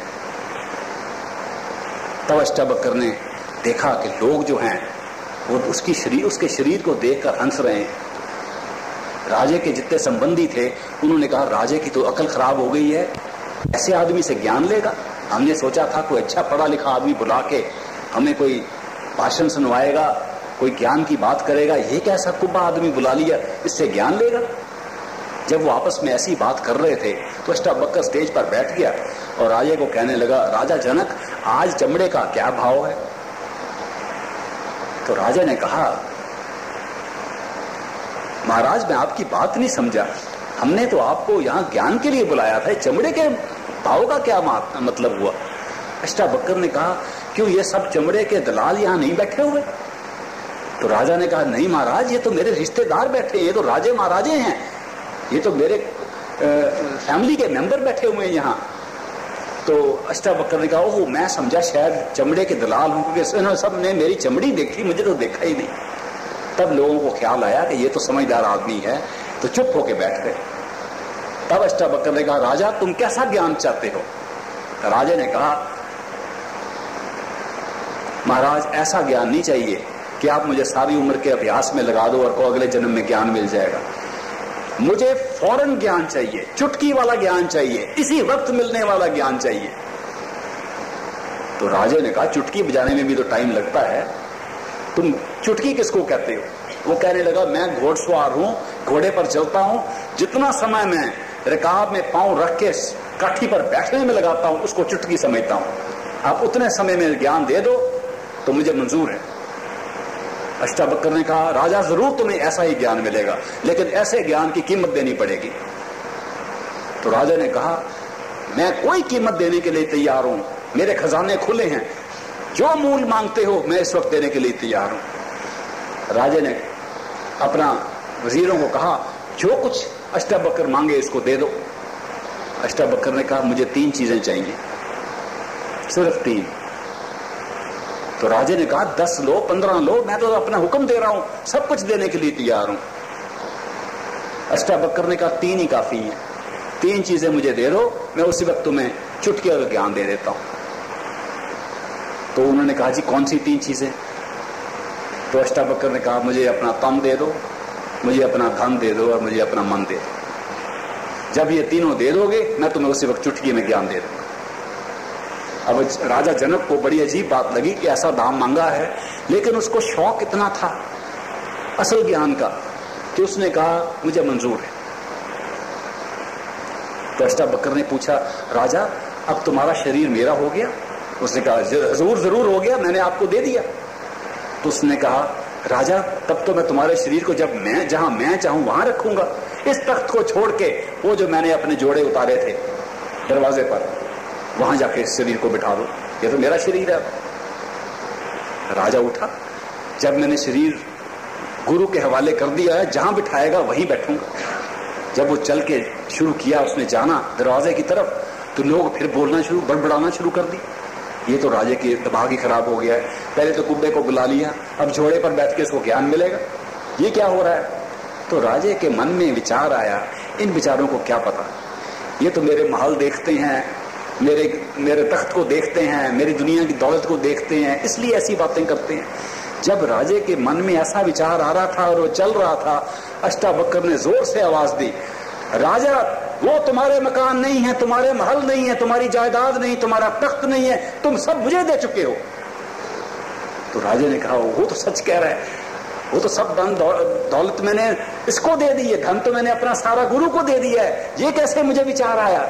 जब ये विचार आया तो अष्टावक्र जोर से बोला, राजा तुम्हारा ये इख्तियार भी नहीं है कि क्या विचार आए क्या ना आए, तुम अपना मन भी मुझे दे चुके हो। तो राजा ने अपना सिर ऐसे पकड़ लिया, कहा, ओ मैं तो सोच भी नहीं सकता, मेरा विचार की ताकत भी मैंने दे दी। जब ऐसे सिर पकड़ा, अभी जोड़े के पास नहीं पहुंचा था, तो अष्टावक्र ने अपनी तवज्जो वहां से थी और राजा को ज्ञान हो गया। अष्टावक्र ने कहा, राजा वहां बैठने की जरूरत नहीं, वापस आ गया, वापस बुला के तख्त पे बिठा दिया और कहा, राजा क्या तुम्हें ज्ञान मिला? राजा ने कहा, जरूर मिला, सही असल ज्ञान मिला। अष्टावक्र ने कहा, ज्यादा समय तो नहीं मैंने लगाया। उसने कहा, नहीं महाराज, आपने कम समय लगाया, चुटकी से भी कम समय लगाया। उसने कहा, कोई सवाल है? राजा जनक ने कहा, कोई सवाल नहीं। कोई शक है? उसने कहा, कोई शक नहीं। तब अष्टावक्र ने कहा, राजा ये तुम्हें ज्ञान जो मिला है, चुटकी में मिला है, इसको संभाल के रखो। मुझे तुम्हारे धन की जरूरत नहीं, मुझे तुम्हारे तन की जरूरत नहीं, मुझे तुम्हारे मन की जरूरत नहीं, तीनों वापस ले लो। लेकिन एक बात याद रखो, आज के बाद इस तन को अपना तन मत समझना अष्टावक्र का तन है। आज के बाद इस धन को अपना धन मत समझना, अष्टावक्र का धन समझना, इस्तेमाल करना। आज के बाद इस मन को अपना मन मत समझना, अष्टावक्र का मन समझना और इस्तेमाल करना। अगर तुम्हें ये विचार दिन रात रहा कि ये तन मन और धन अष्टावक्र गुरु का है और ये विचार से इनका इस्तेमाल करो, जो ज्ञान तुम्हें आज मिला है हमेशा के लिए कायम रहेगा। अगर इस चीज को भूल गए और फिर शुरू कर दिया कि ये मेरा मन है, ये मेरा तन है, ये मेरा धन है, तो फिर ज्ञान गुम हो जाएगा, फिर तुम्हें 30 बरस अभ्यास करके ही मिलेगा। उस छोटे से सबक में अष्टावक्र ने यह बतलाया कि जब हम कहते हैं कि तन मन धन सौंप गुरु को, इसका यह मतलब नहीं है कि जाके फेंको अपना धन सारा और मन को पागल करके बैठ जाओ घर में और तन को काट के फेंक दो, ये मतलब नहीं है।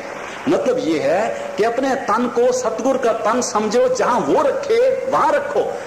अगर सुबह 3 बजे सतगुरु ने कहा है इस तन को सीधा उठा के बिठा के ऐसे आंख बंद करके भजन में बैठ जाओ, तन लगे ना लगे उसका तन है, 3 बजे उठ के बिठा दो। जब धन को खर्च कर रहे हो, धन का इस्तेमाल कर रहे हो, ये विचार से इस्तेमाल करो ये सतगुरु का धन है, तो वो धन सचमुच आपने उसकी सेवा कर दी।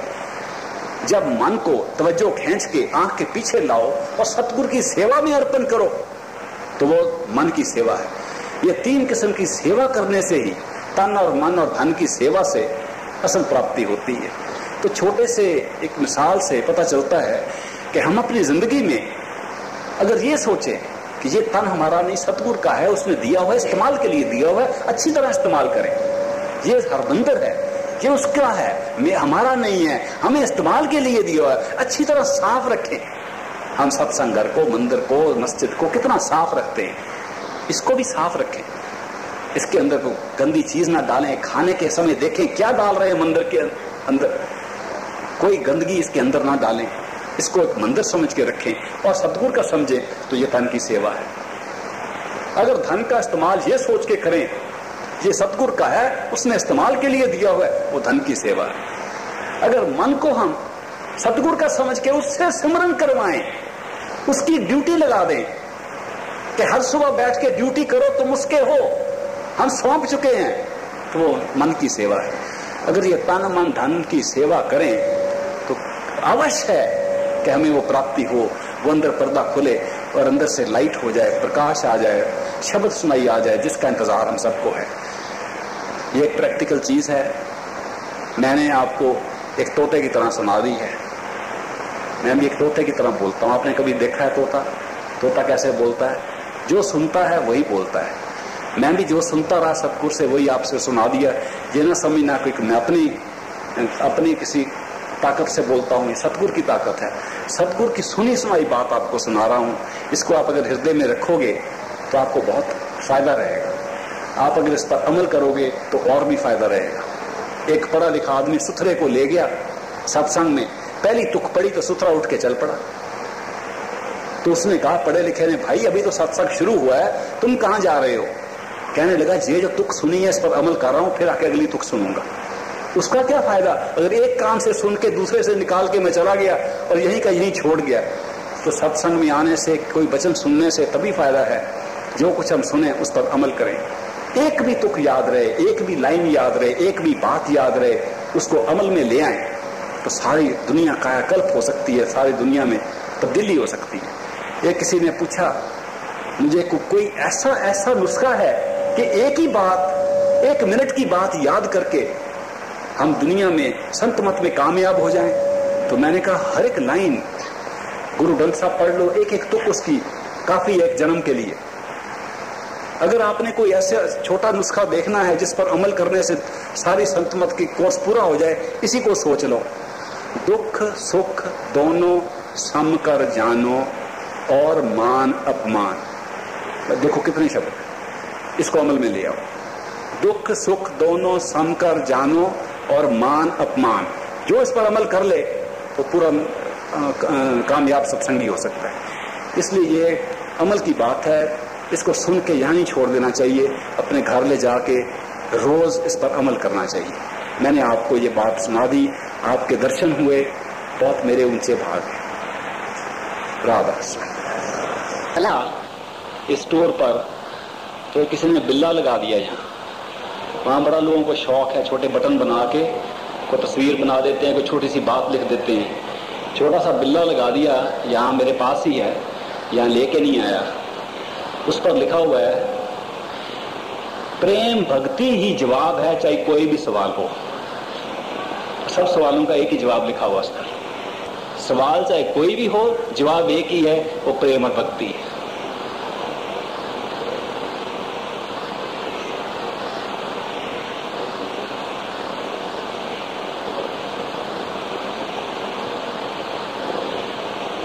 एक डॉक्टर जूलियन जॉनसन होता था, आपने नाम सुना है?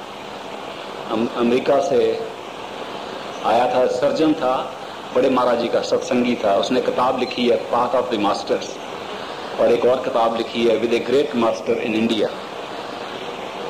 वो जब आया तो महाराज जी, बड़े महाराज जी की बात सुना रहा हूं मैं, बहुत बच्चा था, छोटा था। तो महाराज जी डेरे में बैठे, उनको प्रोग्राम आया कि अमेरिकन सर्जन जूलियन जॉनसन बहुत शौक से नाम के लिए आ रहा है। उन दिनों में ब्यास स्टेशन पर गाड़ी नहीं खड़ी होती थी, तो जलंधर में उतरना पड़ता था, फिर वहां से बस में या कार में डेरे में आना पड़ता था। तो हजूर महाराज जी ने कहा, सरदार भगत सिंह वकील होते थे जलंधर में, सरदार बहादुर के भाई, और राय हरनारायण उनके सेक्रेटरी होते थे, जिनको राय साहब कहते थे।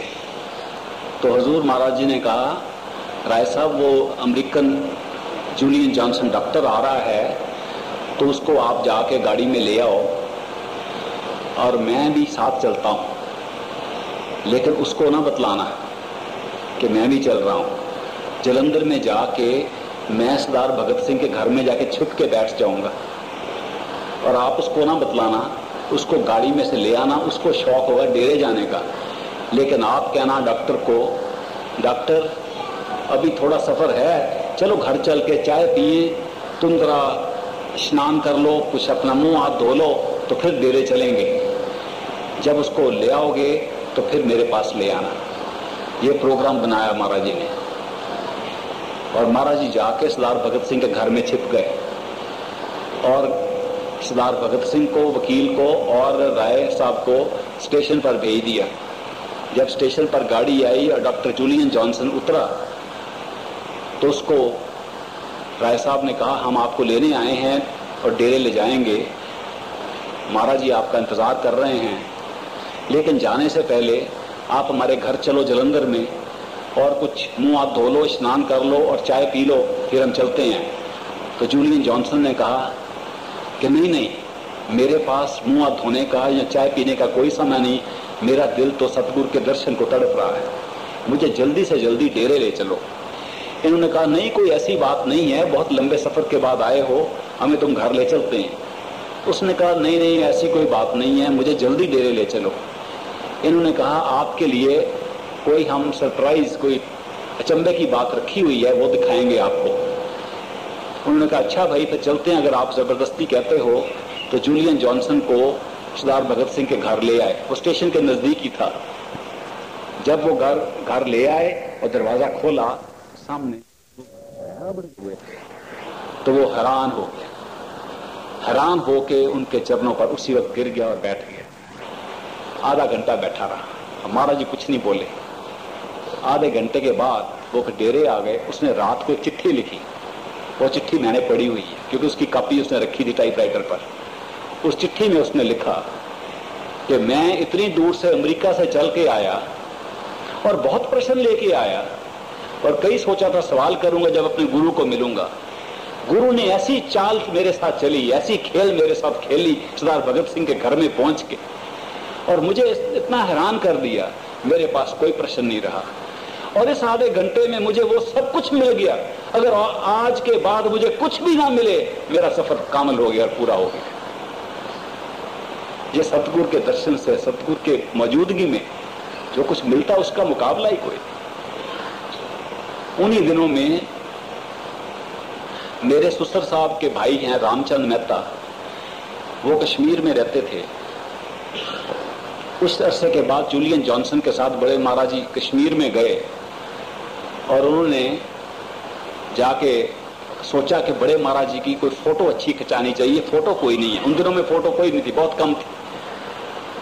तो पता किया कोई अच्छा फोटोग्राफर है श्रीनगर में, तो पता लगा महाटा एंड कंपनी फोटोग्राफर हैं, बंद पर दरिया पर हैं और वो अच्छी फोटो खींचते हैं।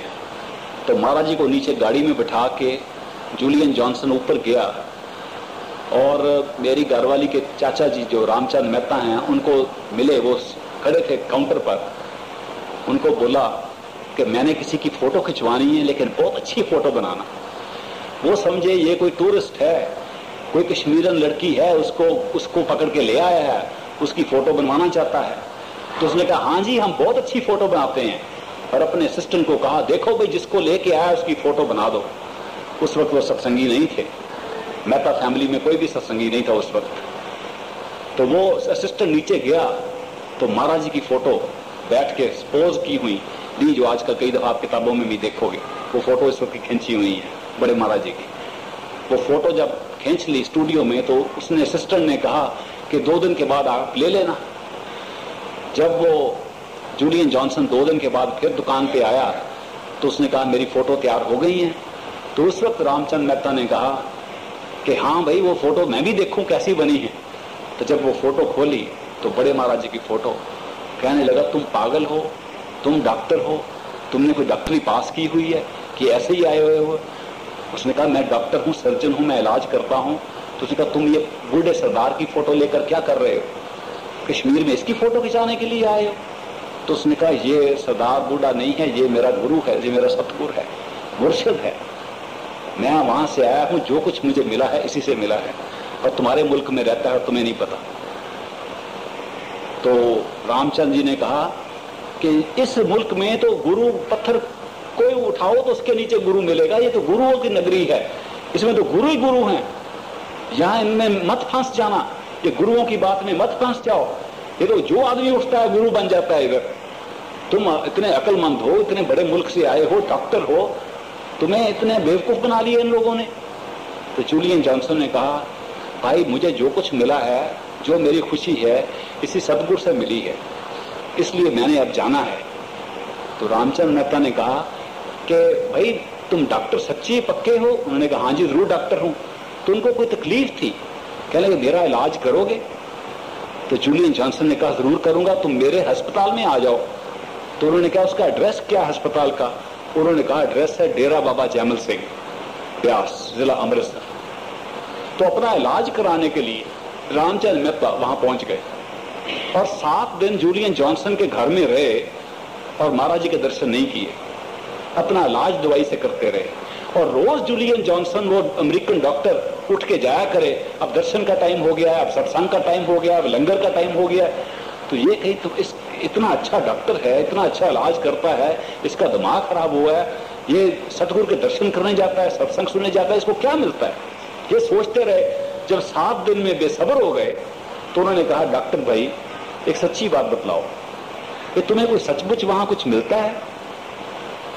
ये कोई सचमुच सतगुरु है, कोई सचमुच भगवान परमात्मा है, या कि सच्ची बातें हैं, कोई सचखंड असल है या ख्याली पुलाव बने हुए हैं? तो डॉक्टर ने कहा भाई मेहता जी ऐसा करो, जो जो तुम्हारे प्रश्न हैं लिख के कागज पे रख लो, मैं सब उत्तर दे दूंगा। तो उन्होंने मेहता जी ने सारे प्रश्न लिख के रख लिए और जब डॉक्टर वापस आया कहने जी मेरे प्रश्न तैयार है, ये एक कागज तैयार है। तो डॉक्टर ने कहा अच्छा अब तो मैं थक गया हूं, कल बात करेंगे। अगले दिन उठ के वो कागज उठा लिया और कहने लगे देखो दर्शन का टाइम हो गया है, वहां चलते हैं, फिर सत्संग है तो रास्ते में बात करेंगे। तो मेहता जी साथ चल पड़े कि रास्ते में प्रश्न करेंगे। उनका सब प्रश्न पढ़ के सुनाओ। तो वो सारे पढ़ते गए और समझाते गए कि क्या प्रश्न है। उस वक्त और भी प्रश्न उसमें लगा दिए कि भाई हमें कैसे यकीन आ सकता है, ये ऐसे लोगों ने ढोंग बनाए होंगे, सच चीज है, सचमुच सचखंड है, किसने देखा है, कौन जानता है, और प्रश्न लगा दिए। इतने सवाल जब उसमें इकट्ठे हो गए तो डॉक्टर ने कहा पढ़ते जाओ। वहां पहुंच के जब सत्संग के पास पहुंच गए तो डॉक्टर ने कहा तो सत्संग आ गया, वापसी पे जवाब देंगे। तो सत्संग में बैठा दिया और पहली बार मेहता जी ने सत्संग सुना। वापसी पर कहने लगा डॉक्टर भाई बतलाओ कहां गए तुम्हारे सवाल। सवाल निकाले, कहते जी 3-4 का तो जवाब मिल गया, अब बाकी की बात करते हैं। तो डॉक्टर ने कहा बाकी पढ़ के सुनाओ कौन कौन से रह गए प्रश्न। फिर घर पहुंच के कहते भाई चाय का टाइम हो गया और शाम को फिर चलेंगे तो रास्ते में बात करेंगे। मतलब ये कि 2-3 बार सत्संग पे ले जाके एक भी उत्तर नहीं दिया। और जब 2-3 सत्संग सुन लिए तो मेहता जी ने कहा जी मेरे तो प्रश्न सारे खत्म हो गए, सबके जवाब मिल गए। तो उन्होंने कहा बस यही तरीका है, सत्संग में जाके आपके खोए हुए सवालों के भी जवाब मिल जाते हैं। जो आपका सवाल आपको याद नहीं रहता उसका जवाब सत्संग में आके मिल जाता है। तो उनको तब पता चला और उन्होंने जाके नाम ले लिया। जब नाम ले लिया तो उन्होंने चिट्ठी डाल दी अपने बड़े भाई को, रामनाथ मेहता को, जो मेरे ससुराल सेक्रेटरी हैं आजकल दिल्ली के सत्संग में, आप में से कुछ लोग मिले होंगे। वो उन्होंने कहा कि ये हमारा छोटा भाई जरूर किसी साधुओं में फंस गया होगा, तो मैं इसको छुड़ाने के लिए जाता हूं। तो वो डेरे में आए अपने छोटे भाई को छुड़ाने के लिए, और वो जब आके सत्संग सुना तो वो भी फंस गए, उन्होंने भी नाम ले लिया। सो सतगुरु अपने अपने तरीके से हमें खींच के अपने पास लाता है। सतगुरु के ढंग निराले होते हैं और हमारे जो प्रश्न होते हैं हमारे दिल में हो वो वही जवाब दे देता है। क्योंकि आपने कोई प्रश्न नहीं पूछा इसलिए मैंने ये कहानी आपको सुना दी। राधा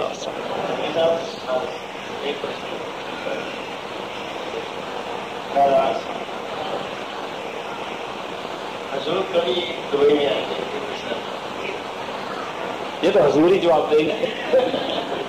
हजूर आपके दिल में राधा स्वामी पुरी साहब जी का बहुत बहुत धन्यवाद। साध संगत वालों तो सैकटरी साहब वालों बहुत बहुत धन्यवाद सानू दर्शन दिते। आओ एक शब्द के रूप में हजूर महाराज जी ने संदेशा भेजिए ताकि हजूर महाराज जी कृपा करन ते दवाई दी साध संगत ने दर्शन देन। सारे मिल के शब्द बोलो राधा स्वामी। मित्र प्यारे नू ब्यासा वाले नू जाके कहना साडा हाल विछोड़े दा कहना। मित्र प्यारे नू